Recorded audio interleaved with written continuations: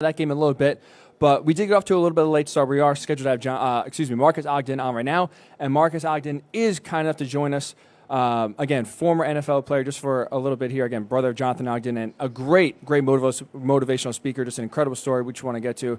Marques, Ryan Hickey, Mark Everett Kelly with you. How are you this morning? Doing well. How you guys doing this morning? Okay, nice that you can join us, Marques. How's the weather out there? Is it a lot warmer than it is here? It's a lot. Yeah, we're probably around like the high 40s, low 50s. Okay. Well, it's better than what, 30s? Yeah, in the mid 30s here, so it's a little bit better for sure. But Marques, so again, thank you again for giving us a few minutes here. Your story is just absolutely incredible, right? You go to Howard. You don't really think an NFL career will formulate. It actually does happen.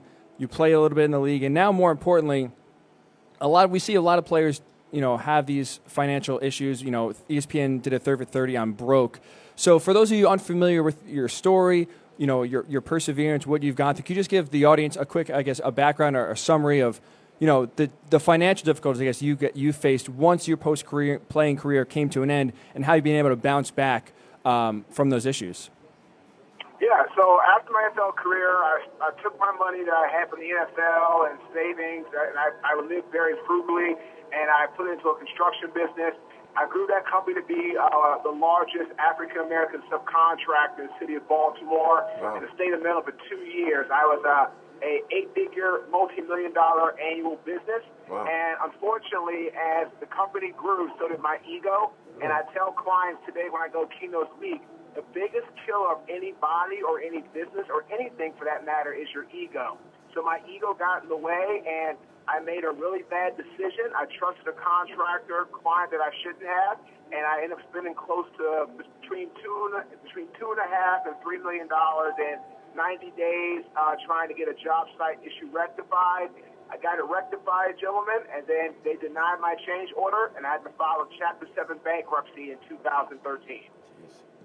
So, Marques, sorry, I didn't mean to interrupt you there. But no, fine. You went on to even, you went on to say you have, it's not like you were just recklessly spending money, like you said. You made a bad investment. And even, with your parents having, financial background. So it's not like you were just willy-nilly throwing your money away. I guess because, for the fans at home, you see these players getting huge contracts now, right? Millions and millions and millions of dollars. You figure, how hard is it to lose all that? It's not that, it has to be extremely hard just to blow all your money, or if you're just wasting it on cars, on houses, just on things that aren't necessary. And all of a sudden, next that money goes, and all of a sudden, again, you're left not financially stable as you were when you were in the NFL. Just how easy is it for, again, for the fans at home that don't understand how quickly and how easy it is to lose money? How easy is it? And, in at least the NFL-wise, do you think they do a good enough job in terms of bringing guys in to show players how to spend their money, how to save, and basically be financially responsible so they can set themselves up, again, not just for their playing career, but post-playing career and their family's career as well? Well, the NFL does a really good job of that. Each team is responsible for bringing in experts to speak, either financial literacy, social media, professional development. So they used to have a symposium, but they felt that the players were kind of like, the rookies were kind of hanging out together and stuff like that. They weren't focusing. So they made a decision to have every NFL team be responsible to train their own rookies. And I actually do work with the Buffalo Bills. The director of player engagement up there, Mr. Marlon Kerner, former third-round draft pick out of Ohio State. He is the director of player engagement with the Buffalo Bills currently, and he hires me to come in and talk to his rookies about either social media management, financial literacy awareness, professional development awareness, all that kind of stuff.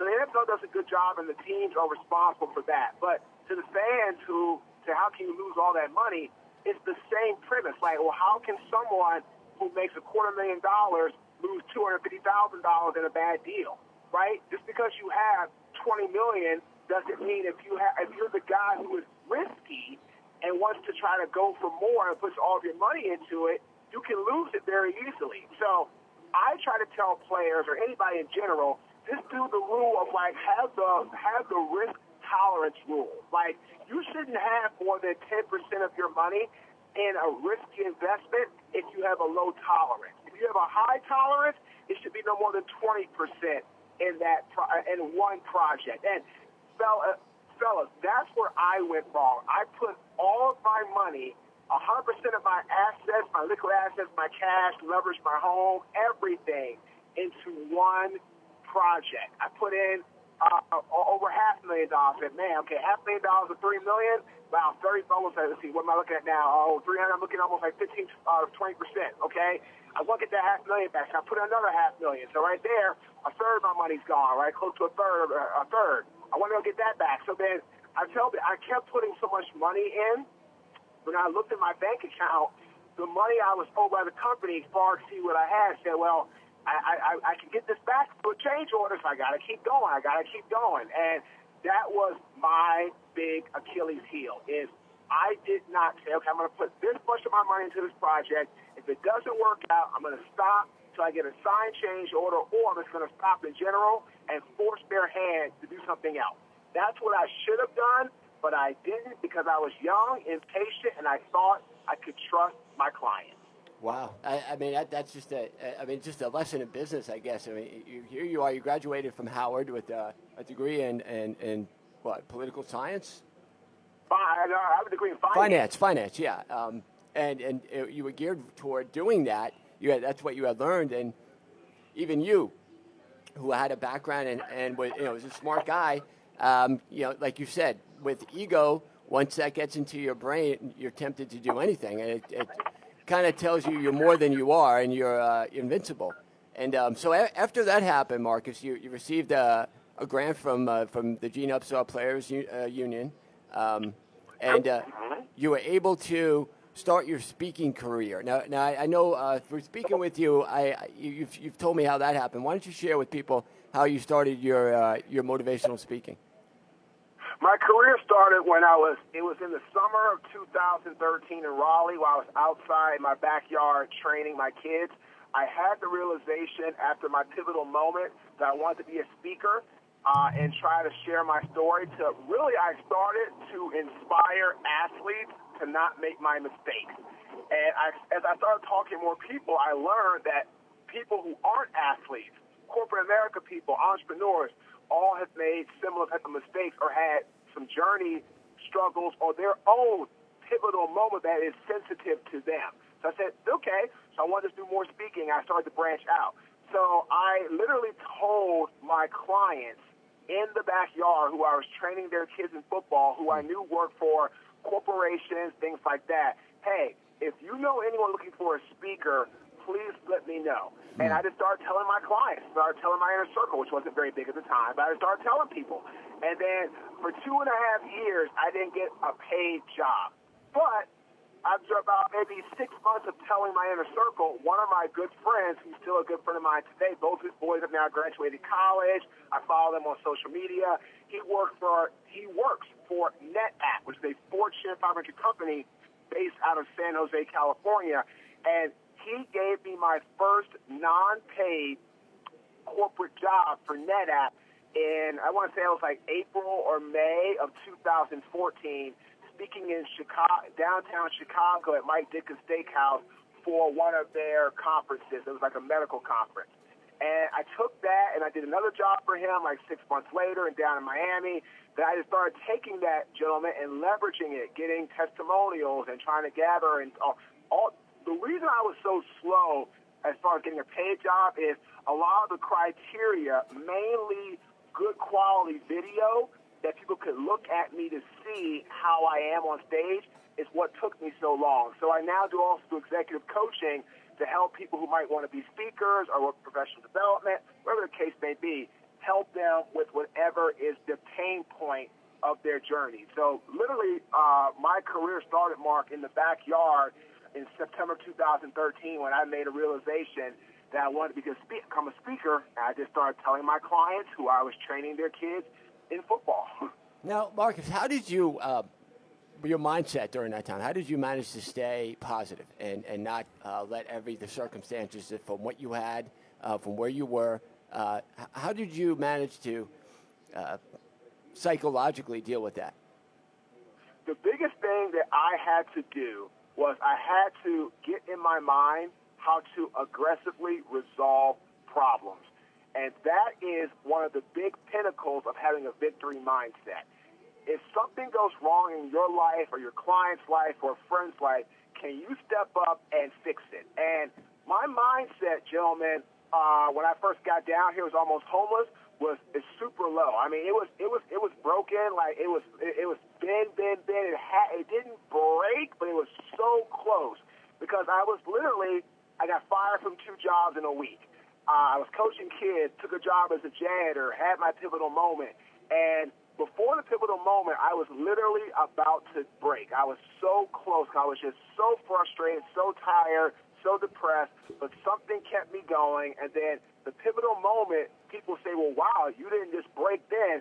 The pivotal moment actually made me get back to resolving things aggressively if they came up. And I said, all right, if this doesn't change today, Marcus, you have 2 choices.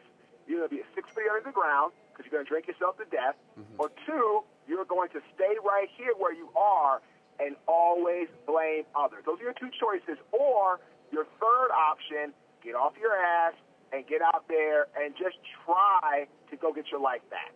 So that's what I did. So the mindset, gentlemen, was very difficult. I had a lot of stressful days, but for me, the bounce back point was when I hit my pivotal rock bottom moment. That was the moment when I said, all right, I've got to go 180 the other direction. Otherwise, I'm going to end up 6 feet under, or I'm going to end up sitting right here the rest of my life and become a forgotten ghost because I made a really bad mistake and I didn't try to get my life back. We're talking with Marques Ogden, former NFL player and now motivational speaker. Marques, you just hit on a point I want to kind of highlight a little bit more. When you said, you got to, basically rock bottom, and you gave yourself a few choices. 2 of the 3 were just basically, running your life into the ground and not making anything yourself. When you're speaking, when you're going around talking to companies, talking to people, do you feel like that is the biggest hurdle that people face if they need, whatever, financial help, career advice, is that they just get to a place mentally that they aren't able to overcome themselves? Or do you find there's another, big underlying issue or theme that most of these people kind of, face, I guess, when you're talking, again, companies, et cetera? So just so I'm clear, so can you just clarify the questions? I just want to make sure I answer correctly. Oh, no, sure. No, because you were saying, like, mentally when you got down yourself, right, to motivate yourself to get going, kind of pick yourself up. Is that the biggest if people come talk to you or seek advice, is that the biggest problem that you feel like you deal with more than anything else, is just the mental aspect of bouncing back, kind of picking yourself up from these downs? You know what I deal with mostly is people who are impatient. People who want success today and are upset that they've been doing something for a week, 2 weeks, a month, 3 months, 6 months. I tell everybody, I've been on LinkedIn, and Mark follows me on LinkedIn. I've been on LinkedIn now really for almost 6 years. I started it in 2014, January, so it'll be 6 years next in a couple of months. When I started on LinkedIn, nobody liked anything of mine. No one stopped anything. No one engaged. No one wrote anything. And I had to say to myself, wow, is it my content's bad? Am I writing it bad? And it was a combination of so many things. But so many people, gentlemen, when I run across, their mindset might be a little bit difficult and stuff like that. But what I find most is people are impatient, and if they don't see quick results in the immediate future, then they're looking to give up or looking for an excuse to not continue to try to get what they need done. So, Marcus, kind of hitting on that theme then, we do live in an instant gratification society, right? You can, possibly blame social media for that.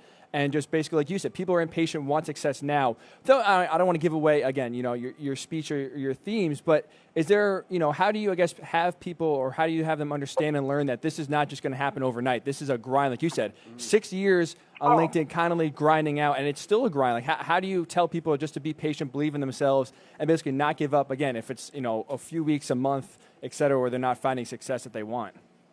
So I tell them that there's 4 things that they have to do and master to win on the corporate battlefield. Number 1 is they have to be able and in a position to have a great teamwork mindset. Number 2, they have to learn how to keep it simple. Number 3, they have to prioritize and execute. Number 4, they have to lead from anywhere but show patience and show humility. So everything you talk about, like how you do it. Well, I